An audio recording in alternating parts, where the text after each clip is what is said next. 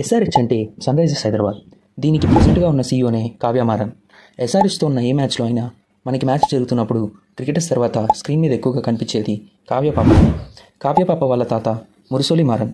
ఇతను తన కెరియర్ స్టార్టింగ్లో రైజింగ్ సన్ అనే పేపర్కి ఎడిటర్గా పనిచేశారు. ఆ తర్వాత కావ్య పాప వాళ్ళ నాన్న కాలనీతి మారన్. వాళ్ళ నాన్న 1990లో కోమలై అనే ఒక తమిళ్ మ్యాగజైన్ని స్టార్ట్ చేశారు. ఆ తర్వాత 1993లో సన్ టీవీ నెట్వర్క్ని స్టార్ట్ చేశారు. వీళ్ళకి కరెంట్లీ 20+ SD ఛానల్స్ అండ్ అప్రాక్సిమేట్గా 10 HD టీవీ ఛానల్స్ కూడా ఉన్నాయి. గూగుల్లో ఉన్న రిసోర్సెస్ ప్రకారం కావ్య వాళ్ళ నాన్నకి సుమారుగా 17,000 కోట్ల ఆస్తి ఉంది అని అంచనా. కావ్య మారన్ అఫీషియల్గా 2018లో ఎస్ఆర్హెచ్ టీమ్కి సీఈఓగా మారింది. కావ్య మారన్ పర్సనల్ నెట్వర్త్ వచ్చేసరికి నియర్లీ 400 crores ఉంటుంది. SRH team brand value $700 million ఉంటుంది. ఎస్ఆర్హెచ్ పేరుకి మన తెలుగు టీం అయినా ప్లేయర్స్ అందరూ మోస్ట్లీ వేరే స్టేట్ వాళ్ళు ఉంటారు. ఇంకా coaching staff, mentors, bowling coach, batting coach కూడా ఫారినర్సే. రీసెంట్గా అయితే నితీష్ రెడ్డి అనే మన తెలుగు ప్లేయర్ వచ్చాడు ఎస్ఆర్హెచ్లోకి. ఇలా ఇంకా మన తెలుగు ప్లేయర్స్కి ఛాన్స్ రావాలి, వాళ్ళు ఎంతో ఎత్తు ఎదగాలి అని ఆశిద్దాం.